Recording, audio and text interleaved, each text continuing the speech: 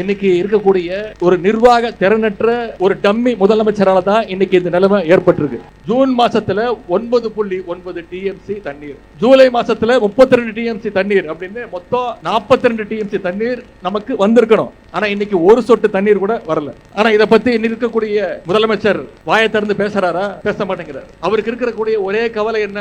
திமுக மேல என்ன பொய் வழக்கு போடலாம், என்ன பொய் கேஸ் போடலாம். ஆட்சி அமைச்சு 3 மாசம் ஆச்சு, இது வரைக்கும் அவரோட வாயிலிருந்து பாஜகன்னு ஒரு வார்த்தை வந்ததே கிடையாது. அவ்வளவு பெரிய தைரியசாலி. அது மட்டும் இல்ல, நேற்று மேகதாது பிரச்சனையில அரசு ஒரு தலைபட்சமா செயல்படுதுன்னு தமிழ்நாட்டு விவசாயிகள் டெல்லிக்கு போராட போய் நம்முடைய விவசாயிகளை மகாராஷ்டிரா காவல்துறை பாதியில வழிமறிச்சு, நாக்பூர்ல ரயில வழிமறிச்சு பாதியில அவங்களை இறக்கி மீண்டும் தமிழ்நாட்டுக்கு போக சொல்லிட்டாங்க. இதை கண்டிச்சு நம்முடைய தலைவர் அவர்கள் அறிக்கை விட்டாங்க. அனைத்து எதிர்கட்சிகளும் அறிக்கை விட்டோம். முதலமைச்சர் வாய் திறக்கல. ஏன்? மகாராஷ்டிரா நடக்கிறது பாஜக ஆட்சி. அவங்களை எதிர்த்து பேசுறதுக்கோ இங்க இருக்கக்கூடிய முதலமைச்சருக்கு துப்பு இல்ல, திராணி இல்ல. ஒட்டுமொத்த விவசாயிகளும் இந்த அரசுக்கு எதிராக திரும்பினதும் ஒரு டிராமா ஆடினாரு. 2 நாள் கர்நாடகாவுக்கு போக போறேன் அப்படின்னு ரீல் விட்டாரு. அனைவரும் சொன்னோம், நம்முடைய தலைவர் சொன்னார், தயவு செய்து கர்நாடகாவுக்கு போகாதீங்க, இது மிகப்பெரிய சட்ட போராட்டம் நடந்துட்டு இருக்கு, பல்வேறு ஆண்டுகள் நடந்துட்டு இருக்கு, அரை நூற்றாண்டு கால போராட்டம். திராவிட முன்னேற்ற கழகம் மட்டும் இல்ல, அனைத்து எதிர்கட்சிகளும் சொன்னோம். அவங்களுடைய கூட்டணி கட்சியே சொன்னாங்க கர்நாடகாவுக்கு போக தேவையில்லைன்னு. அதெல்லாம் அவர் கேட்கல. ஆனா கர்நாடக முதலமைச்சர் சொல்லிட்டாரு, தயவு செய்து இந்த பக்கம் வந்துடாதீங்க, உங்களுக்கு ஒரு சொட்டு தண்ணீர் கூட கொடுக்க முடியாதுன்னு கர்நாடக முதலமைச்சர் சொன்னதுக்கு பிறகுதான் அமைதியானாரு. முதல்ல என்ன பண்ணிருக்கணும்? நம்முடைய விவசாயிகள் வர சொல்லி அவங்களுடைய கோரிக்கைகளுக்கு செவிமடுத்திருக்கணும். அதை இந்த முதலமைச்சர் செய்யல. அரசு தான் எங்களை கூப்பிடல, கேட்கல, நாங்களே வந்து முதலமைச்சரை வந்து பார்த்து பேசுறோம்னு விவசாயிகள் கோட்டை நோக்கி போனாங்க. ஆனா அந்த விவசாயிகளையும் குண்டு கட்ட கைது பண்ணி அரசு தான் இந்த குதிரை பேர அரசு. அந்த அளவுக்கு விவசாயிகள் மேல இந்த முதலமைச்சருக்கு ஒரு வன்மம். முதலமைச்சர் தான் இப்படின்னா நீர்வளத்துறைக்கு ஒரு அமைச்சர் இருக்கிறார். இப்படி ஒரு அமைச்சர் நீங்க பார்த்திருக்கவே முடியாது. பத்திரிகையாளர் பார்த்தாலே திருநெல்வேலி மாதிரி தலைதெரிச்சு ஓடுறாரு. இந்த கேள்விக்கு பதில் கிடையாது. வேளாண் துறை அமைச்சர் அப்படின்னு ஒருத்தர் இருக்கிறாரு. என்ன தெரியுமா பண்ணிட்டு இருக்கிறாரு? இன்னைக்கு வேளாண் துறை அமைச்சர் வேளாண் பட்ஜெட்டை தூக்கிட்டு போய் திருப்பதிக்கு போய் பூஜை போட்டு கொண்டு வந்துட்டு இருக்கிறார். திருட்டு லாட்டு விற்கிற ஒரு அமைச்சர், திருட்டு விசிடி வித்து ஒரு அமைச்சர், பிளாக்ல டிக்கெட் விற்கிற ஒரு அமைச்சர், உருட்டு கட்டையிலோட சுத்திட்டு இருக்கிற ஒரு அமைச்சர், எல்லாத்துக்கும் மேல போதை பவுடர் அமைச்சர். இப்படி மொத்த கேபினெட்டுமே ஒரு ஜோக்கர் கூட்டமாக இன்னைக்கு தமிழ்நாட்டில் அமைஞ்சிருக்கு. இந்த ஆட்சியில முதலமைச்சர் ரீல்ஸ் போடுறாரு, அமைச்சர்கள் ரீல்ஸ் போடுறாங்க, சட்டமன்ற உறுப்பினர்கள் ஸ்கூலு, ஹாஸ்பிட்டலு, ஏன் பாத்ரூம் டாய்லெட் கூட விட்டு வைக்கிறது இல்ல, உள்ள போய் இருக்கிறாங்க. 2 நாள் நீ பார்த்திருப்பீங்க, 2 அமைச்சர்கள் அவங்களுடைய மாவட்டத்தில் இருக்கக்கூடிய போய் அங்க இருக்கக்கூடிய குழந்தைங்க எல்லாம் வெளில வர சொல்லி அவங்களுடைய கட்சி பேரை கோஷம் போட சொல்லி அதை ரீல்ஸ் எடுத்து போட்டுக்கிட்டு இருக்காங்க. இத மாதிரி ஒரு கேடுகட்ட ஒரு ஆட்சியே தமிழ்நாடு பார்த்ததே கிடையாது. ஆனா தொடர்ந்து நாம முதலமைச்சரா, நம்முடைய தலைவர் முதலமைச்சரா இருந்தப்போ என்னென்னலாம் தொடங்கி வச்சாங்களோ அந்த திட்டங்களை எல்லாம் தொடர்ந்து ஆய்வு பண்ணிட்டு இருக்கிறாரு. நான் கூட ஒரு மீம் பார்த்தேன், மெட்ரோ ட்ரெயின்ல போய் ஆய்வு பண்ணி இருக்கிறாரு. அப்புறம் 101 அடி மேல அந்த மெட்ரோ ட்ரெயின்ல போய் ஆய்வு பண்ணும்போது பாக்குறாரு சென்னை முழுக்க அத்தனை திட்டங்கள் தெரியுது. அவர் மைண்ட் வாய்ஸ், ஏன்பா எனக்கு ஓட்டு போட்டீங்க, இவ்வளவு பண்ணி வச்சிருக்காங்க தமிழ்நாட்டுக்கு, சென்னைக்கு, அப்படி ஒரு மீன் பார்த்தேன். இன்னும் முதலமைச்சருக்கு புரியுற மாதிரி சொல்லணும்னா, ஊரா வீட்டு நெய்ல அவர் வீட்டுக்கு இன்னைக்கு ஸ்வீட் செஞ்சிட்டு இருக்கிறார். அவர் பாஷையில சொன்னதான் அவருக்கு புரியும். அவர் பாஷை என்னன்னு உங்களுக்கு புரியும். டேஷ் முதலமைச்சர் இன்னைக்கு இந்தியா முழுக்க பேசுது. இப்படி ஒரு நாங்க பார்த்ததே இல்லப்பா. வாயில நல்லா வந்து எதுக்கு எடுத்தாலும் கொத்து பரோட்டா போடுவேன், விவசாய கடனை முழுமையாக தள்ளுபடி வேண்டும், மேகதாது அணை கட்டுறதை தடுத்தே ஆக வேண்டும், முக்கியமா டெல்டா மாவட்டங்களை பாதித்த மாவட்டங்களாக அறிவிக்க வேண்டும்னு நம்முடைய கழக தலைவர் அவருடைய அறிவுறுத்தல் பேர்ல மக்கள் விரோத தாவேக அரசுக்கு எதிராக இந்த மாபெரும் கண்டன ஆர்ப்பாட்டத்தை இன்றைக்கு தஞ்சையிலே நடத்திட்டு இருக்கிறோம். இந்த ஆர்ப்பாட்டத்திற்கு கழகத்தினரும் தோழமை கட்சிகளும் விவசாயிகளும் மிகப்பெரிய அளவுல அரசுக்கு எதிராக திரண்டு வந்திருக்கிறீங்க. இந்த ஆர்ப்பாட்டத்தை ஒருங்கிணைச்ச நம்முடைய முதன்மை செயலாளர் நேரு அவர்களுக்கும், மாவட்ட செயலாளர் அண்ணன் திரு துரை சந்திரசேகர் அவர்களுக்கும், அனைத்து மாவட்ட கழக செயலாளர்களுக்கும், கழக விவசாய அணி, விவசாய தொழிலாளர் அணி நிர்வாகிகளுக்கும், கழக உடன்பிறப்புகள் அத்தனை பேருக்கும், விவசாய பெருங்குடி மக்களுக்கும் முதல்ல என்னுடைய நன்றியை நான் தெரிவிச்சுக்கிறேன். இன்னைக்கு ஆடி 18. பொதுவா இந்த ஆடி பெருக்குல ஆறு முழுக்க தண்ணி நிறைந்து ஓடும். ஆனா வருகின்ற பார்த்தேன், காவிரி டெல்டாவில் அனைத்தும் இன்னைக்கு வறண்டு கிட்டத்தட்ட ஒரு பாலைவனம் போல இன்னைக்கு காட்சி அளிச்சிட்டு இருக்கு. இதுவே நம்முடைய திராவிட முன்னேற்ற கழகம், நம்முடைய தலைவர் முதலமைச்சரா இருந்தா இந்த நிலைமை ஏற்பட்டிருக்குமா? நம்ம தலைவர் இந்த நிலைமை ஏற்பட விட்டுருப்பாரா? இன்னைக்கு குருவைய காப்பாற்ற முடியல. சம்பா என்ன நிலைமை ஆகுமோன்னு விவசாயிகள் தவிச்சிட்டு இருக்கிறாங்க. இது ஏதோ ஒரு சாதாரணமாக கிடையாது. இன்னைக்கு இருக்கக்கூடிய ஒரு நிர்வாக திறனற்ற ஒரு டம்மி முதலமைச்சரால தான் இன்னைக்கு இந்த நிலைமை ஏற்பட்டிருக்கு. 2021 இருந்து 2025 வரைக்கும் அன்றைய முதலமைச்சரான நம்முடைய கழக தலைவர் அவர்கள் ஒவ்வொரு வருஷமும் சரியா ஜூன் 12ஆம் தேதி அன்னைக்கு மேட்டூர் அணையை தானே போய் திறந்து வச்சிருக்கிறார். இன்னும் சொல்ல போனா சில ஆண்டுகள்ல ஜூன் 12க்கு முன்பே மேட்டூர்ல திறந்து விட்டிருக்கிறார் நம்முடைய முதலமைச்சர் அவர்கள், நம்முடைய கழக தலைவர் அவர்கள். அப்போ ஆனா இந்த வருஷம் என்ன நிலைமை? ஜூன் மாசம் முடிஞ்சு போச்சு, ஜூலை மாசம் முடிஞ்சு போச்சு, இப்போ ஆகஸ்ட் மாசத்துல இருக்கோம், இன்னும் தண்ணி வரல. காவிரி மேலாண்மை தீர்ப்புப்படி ஜூன் மாசத்துல 9.9 டிஎம்சி தண்ணீர், ஜூலை மாசத்துல 32 டிஎம்சி தண்ணீர் அப்படின்னு மொத்தம் 42 டிஎம்சி தண்ணீர் நமக்கு வந்திருக்கணும். ஆனா இன்னைக்கு ஒரு சொட்டு தண்ணீர் கூட வரல. ஆனா இதை பத்தி இருக்கக்கூடிய முதலமைச்சர் வாயை திறந்து பேசுறாரா? பேச மாட்டேங்கிறார். அவருக்கு இருக்கக்கூடிய ஒரே கவலை என்ன? திமுக மேல என்ன பொய் வழக்கு போடலாம், என்ன பொய் கேஸ் போடலாம், எங்க தண்ணி வருதோ இல்ல அங்க தண்ணி வரணும். காவிரி சொன்ன இங்க தமிழ்நாட்டில் ஆட்சி நடத்துறதுக்கு காங்கிரஸ் உடைய தயவு வேணும். அதனால கர்நாடகா காங்கிரஸ் அரசு கேள்வி இல்ல, எதிர்த்து கேள்வி கேட்கவே பயப்படுறாரு. அதே மாதிரி ஒன்றிய அரசை பகைச்சுக்கிட்டா பிரச்சனை வந்துடும். ஆட்சி அமைச்சு 3 மாசம் ஆச்சு, இது வரைக்கும் அவரோட வாயிலிருந்து பாஜகன்னு ஒரு வார்த்தை வந்ததே கிடையாது. அவ்வளோ பெரிய தைரியசாலி. அது மட்டும் இல்ல, நேற்று மேகதாது பிரச்சனையில அரசு ஒரு தலைபட்சமா செயல்படுதுன்னு தமிழ்நாட்டு விவசாயிகள் டெல்லிக்கு போராட போய் நம்முடைய விவசாயிகளை மகாராஷ்டிரா காவல்துறை பாதியில வழிமறிச்சு, நாக்பூர்ல ரயில வழிமறிச்சு பாதியில அவங்களை இறக்கி மீண்டும் தமிழ்நாட்டுக்கு போக சொல்லிட்டாங்க. இதை கண்டிச்சு நம்முடைய தலைவர் அவர்கள் அறிக்கை விட்டாங்க. அனைத்து எதிர்கட்சிகளும் அறிக்கை விட்டோம். முதலமைச்சர் வாய் திறக்கல.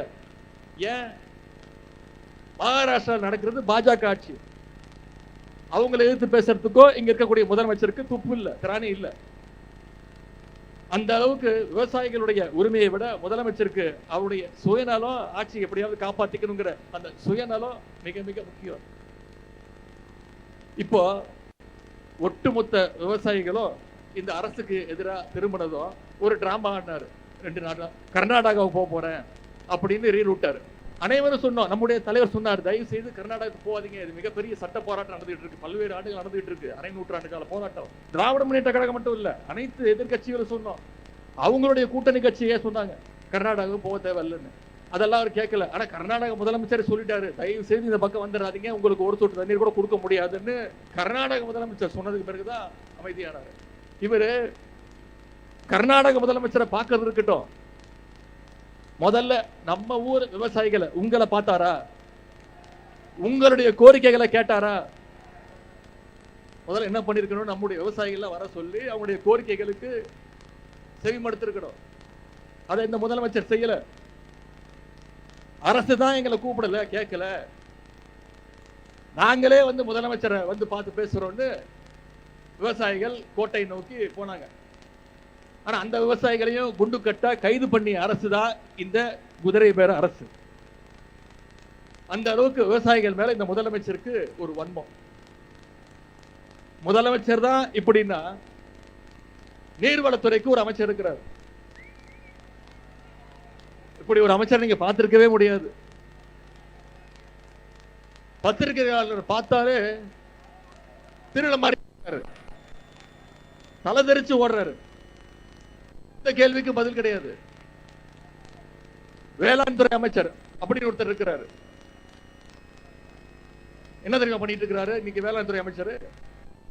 வேளாண் பட்ஜெட்டை தூக்கிட்டு போய் திருப்பதிக்கு போய் பூஜை போட்டு கொண்டு வந்துட்டு இருக்கிறார். இதுதான் இன்னைக்கு இந்த அரசுடைய லட்சணம், இங்க இருக்கக்கூடிய லட்சணம் அமைஞ்சிருக்கிறாங்க. திருட்டு லாட்டுக்கிற ஒரு அமைச்சர், திருட்டு விசிடி வித்து ஒரு அமைச்சர், பிளாக்ல டிக்கெட் விற்கிற ஒரு அமைச்சர், உருட்டுக்கட்டையிலோட சுத்திட்டு இருக்கிற ஒரு அமைச்சர், எல்லாத்துக்கும் மேல போதை பவுடர் அமைச்சர். இப்படி மொத்த கேபினட்டுமே ஒரு ஜோக்கர் கூட்டமாக இன்னைக்கு தமிழ்நாட்டில் அமைஞ்சிருக்கு. இந்த ஆட்சியில முதலமைச்சர் ரீல்ஸ் போடுறாரு, அமைச்சர்கள் ரீல்ஸ் போடுறாங்க, சட்டமன்ற உறுப்பினர்கள் ஸ்கூலு, ஹாஸ்பிட்டலு, ஏன் பாத்ரூம் டாய்லெட் கூட விட்டு வைக்கிறது இல்ல, உள்ள போய் இருக்கிறாங்க.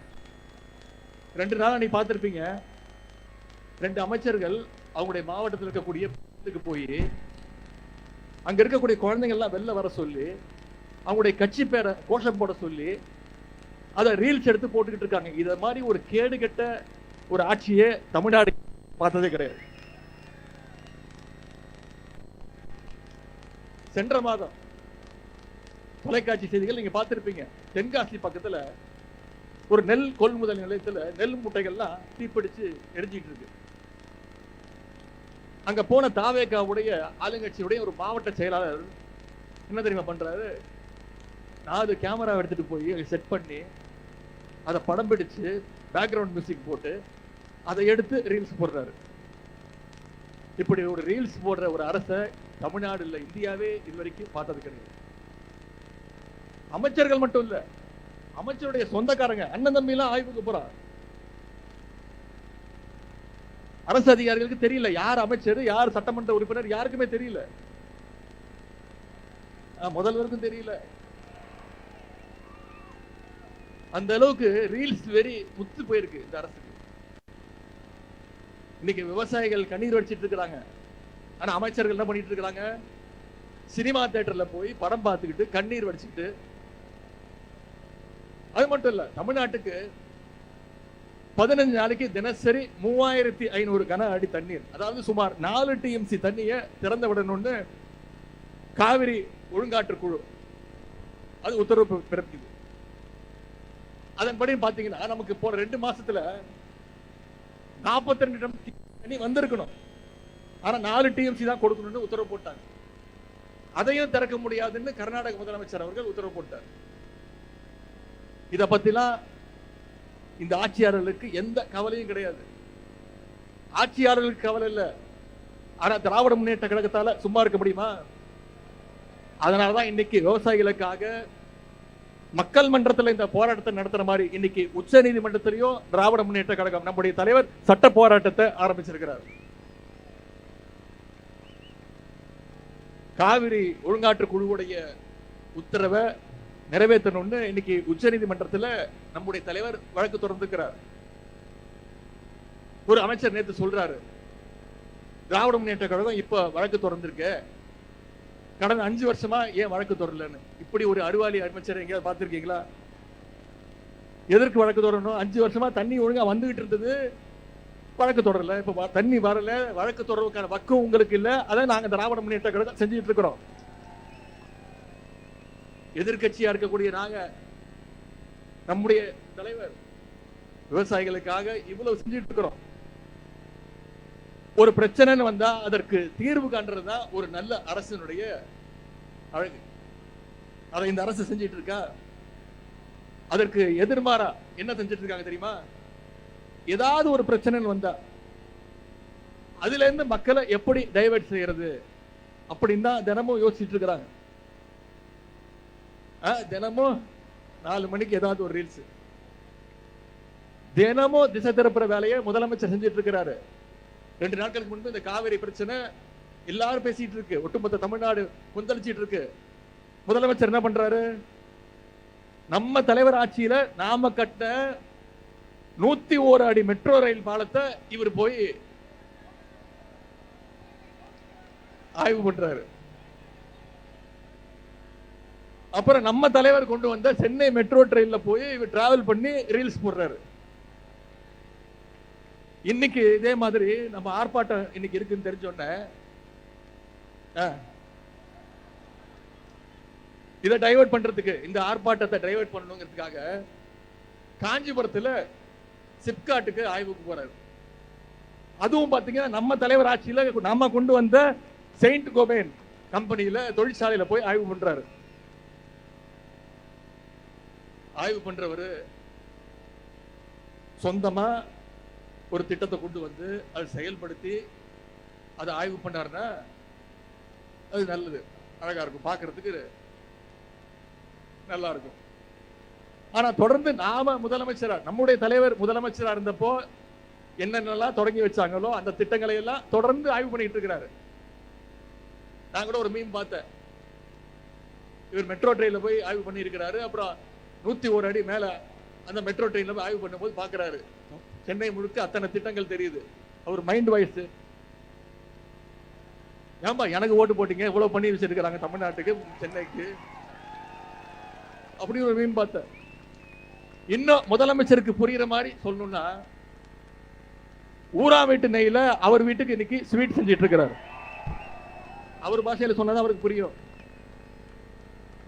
அவர் பாஷை என்னன்னு உங்களுக்கு புரியும். டேஷ் முதலமைச்சர் இன்னைக்கு இந்தியா முழுக்க பேசுது, இப்படி ஒரு நாங்க பார்த்ததே இல்லப்பா, வாயில நல்லா வந்து எதுக்கு எடுத்தாலும் கொத்து பரோட்டா போடுவேன். தேர்தல் பிரச்சாரத்தில் பேசும்பொழுது என்ன சொன்னாரு? அடுத்த ஜென்மம்னு ஒண்ணு இருந்தா விவசாயியா பிறக்கணும் அப்படின்னு சொன்னாலா இல்லையா? சரி, நான் கேட்கிறேன், இதுக்கு எதுக்கு அடுத்த ஜென்மம் வரைக்கும் வெயிட் பண்ணணும்? வாங்க, இந்த ஜென்மத்திலே விவசாயம் பண்ணலாமே, யாரு எப்ப வேற நினைச்சாலும் விவசாயம் பண்ணலாம். நான் சொல்றேன், மே 10ஆம் தேதியில இருந்து இந்த தரங்கெட்ட ஆட்சி அமைஞ்சதுல இருந்து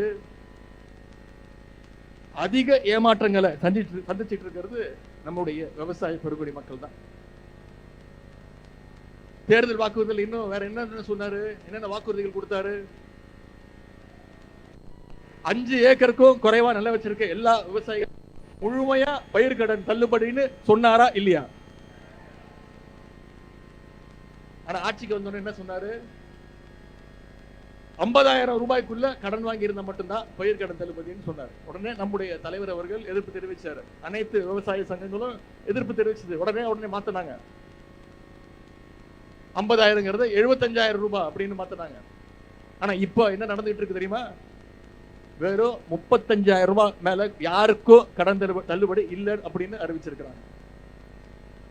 வாக்குறுதியில சொன்னது ஒண்ணு, அறிவிப்புல சொன்னது வேற ஒண்ணு, ஆனா செயல்படுத்துறது இன்னொன்னு. இப்படி வாக்குறுதிகள் எதையுமே நிறைவேற்ற முடியாம வாயில வட சொல்ற ஆட்சி தான் இன்று அமைஞ்சிருக்கக்கூடிய இந்த தாவேகாவுடைய அரசு. இதுவே 2006 கழக ஆட்சி நம்முடைய முத்தமிழ் டாக்டர் கலைஞர் அவர்கள் தான் சொன்னபடி 7,000 கோடி ரூபாய் அளவுக்கு விவசாய கடனை தள்ளுபடி செஞ்சாங்க. அது எப்படி செஞ்சாரு? அவர் முதலமைச்சரா பதவி ஏற்கிற அந்த மேடையிலேயே கோப்புகளை கொண்டு வந்து அங்கேயே கையெழுத்து போட்டாரு. சென்ற ஆட்சியில நம்ம தலைவர் 12,000 கோடி ரூபாய் அளவுக்கு பயிர்கடன் தள்ளுபடியை நம்முடைய தலைவர் செஞ்சாரு. இந்த சூழ்நிலையில் தான் இன்னைக்கு முழு பயிர்கடனையும் ரத்து பண்ணணும்னு விவசாயிகள் தொடர்ந்து போராட்டத்தை அறிவிச்சிங்க. ஆனா சட்டசபையில பேசின முதலமைச்சர் என்ன தெரியுமா சொன்னாரு? திமுகவுடைய தூண்டுதலால இன்னைக்கு விவசாயிகள் போராட்டத்தில் இறங்கியிருக்காங்கன்னு உங்களுடைய போராட்டத்தை கொச்சப்படுத்தினவர் இன்றைய முதலமைச்சர் அவர்கள். கழக ஆட்சி நடந்தப்போ மேகதாது அணையை கட்ட விடாம நாம தடுத்தோம், கர்நாடகாவை தடுத்தோம். ஆனா இன்னைக்கு தமிழ்நாட்டில் ஒரு மிக பலவீனமான ஒரு ஆட்சி அமைஞ்சிருக்கு. இந்த வாய்ப்பை எப்படியாவது பயன்படுத்தி மேகதாது அணை கட்டலாம்னு இன்னைக்கு கர்நாடக அரசு முழு முயற்சியில் இறங்கி இருக்கிறாங்க. இந்த அரசு மேகதாது அணை கூடாதுன்னு சட்டப்பேரவையில் ஒரு தீர்மானம் அறிவிச்சாங்க. அப்போ அதை ஆதரிச்சு நான் பேசினேன். மேகதாது பிரச்சனை மிக மிக முக்கியமான ஒரு பிரச்சனை. இது கட்சிகள் கடந்து அனைவரும் ஒற்றுமையோடு இருக்க வேண்டிய பிரச்சனை. இந்த அரசு உடனடியாக அனைத்து கட்சி கூட்டத்தை கூட்டணும். தமிழ்நாட்டில் இருக்கக்கூடிய அனைத்து எல்லா கட்சி பிரதிநிதிகளும் ஒன்னா போய் ஒன்றிய அரசுக்கு நாம நம்முடைய அழுத்தத்தை கொடுப்போம்னு சொன்னேன். ஒன்றிய அரசுக்கு அழுத்தத்தை கொடுப்போம்னு தான் சொன்னேன். உடனே ஆட்சியாளர்கள் பயந்துட்டாங்க. நேத்து கர்நாடகாவில் அனைத்து கட்சி கூட்டத்தை கூட்டி காவிரி பிரச்சனையில அவங்க காட்டியிருக்கிறாங்க. ஆனா இங்க இருக்கக்கூடிய இந்த முதலமைச்சர் அனைத்து கட்சி கூட்டத்தை நடத்துவதையே மிகவும் ஒரு அவமானமா நினைக்கிறார். குருவையை பொறுத்த வரைக்கும் போன வருஷம் 6.5 லட்சம் ஏக்கர்ல சாகுபடி நடந்துச்சு. ஆனா இந்த வருஷம் வெறும் 1.5 லட்சம் ஏக்கர்ல தான் சாகுபடி ஆயிருக்கு. கிட்டத்தட்ட 14 லட்சம் விவசாயிகள் இதனால பாதிக்கப்பட்டிருக்கிறாங்க. சுமார் 2500 கோடி ரூபாய் அளவுக்கு விவசாயிகளுக்கு இன்னைக்கு இழப்பு ஏற்பட்டிருக்கு. ஆகவேதான் ஏக்கருக்கு 25,000 ரூபாய் நிவாரணம் கொடுங்க. பயிர் காப்பீட்டுக்கான பிரீமியமை அரசே செலுத்த வேண்டும். சம்பா சாகுபடிக்கு இதை உரம், பூச்சிக்கொல்லி இதையெல்லாம் மானியமாக அரசு கொடுக்க வேண்டும் அப்படின்னு நம்முடைய தலைவர் அவர்கள் அரசுக்கு கோரிக்கை வச்சாங்க. ஆனா இந்த கோரிக்கையையும் ஏற்க இந்த அரசு இல்லை. அதனாலதான் இன்னைக்கு வீதிக்கு வந்து நாம போராடிட்டு இருக்கிறோம். நாம இவங்கிட்ட கேட்டுக்கொள்வதெல்லாம் தேர்தல் அறிக்கையில சொன்னபடி முழு பயிர்க்கடனையும் தள்ளுபடி செய்யணும். மேகதாது அணை கட்டுறதை தடுத்து நிப்பாட்டி ஆக வேண்டும். வறட்சியால் பாதிக்கப்பட்டுள்ள விவசாயிகளுக்கு உரிய நிவாரண தொகையை செலுத்த வேண்டும். அதற்கு மிக மிக முக்கியமாக இந்த டெல்டா மாவட்டங்களை வறட்சி பாதித்த மாவட்டமாக அறிவித்தாக வேண்டும்னு நம்முடைய கோரிக்கையை மீண்டும் இந்த அரசுக்கு நினைவுபடுத்த வருகின்றோம். விவசாயிகள் தொடர்பான இந்த பிரச்சனைகள் எல்லாம் வர்ற சட்டமன்ற கூட்டத்தொடரில் 2 நாள் ஆரம்பிக்குது. 5ஆம் தேதி ஆரம்பிக்குது. சும்மா விட மாட்டோம். வர்ற சட்டமன்ற கூட்டத்தொடரில் திராவிட முன்னேற்ற நிச்சயம் இந்த பிரச்சனையை எழுப்போம். சட்டமன்றம், நீதிமன்றம், மக்கள் மன்றம்னு அனைத்து இடங்களிலும் விவசாயிகள் உங்களுக்கான ஆதரவாக, உங்களுடைய திராவிட முன்னேற்ற கழகம் என்றைக்கும் டெல்டா விவசாயிகளுக்கும் திராவிட முன்னேற்ற கழகம் என்னைக்கும் பக்கபலமாக இருக்கும். காவிரி பிரச்சனையில தமிழ்நாட்டுடைய உரிமையை என்றைக்கும் நிலைநாட்டுவோம்னு சொல்லி இந்த சிறப்பான வாய்ப்பை ஏற்படுத்தி கொடுத்த நம்முடைய முதன்மை செயலாளருக்கும், கழக தலைவர் அவர்களுக்கும், மாவட்ட கழக செயலாளர்களுக்கும், நிகழ்ச்சியில் பங்கேற்ற அனைத்து விவசாய பெருங்குடி மக்களுக்கும், உங்க அத்தனை பேருக்கும் என்னுடைய நன்றியை தெரிவித்து நன்றி கூறி விடைபெறுகின்றேன். நன்றி, வணக்கம்.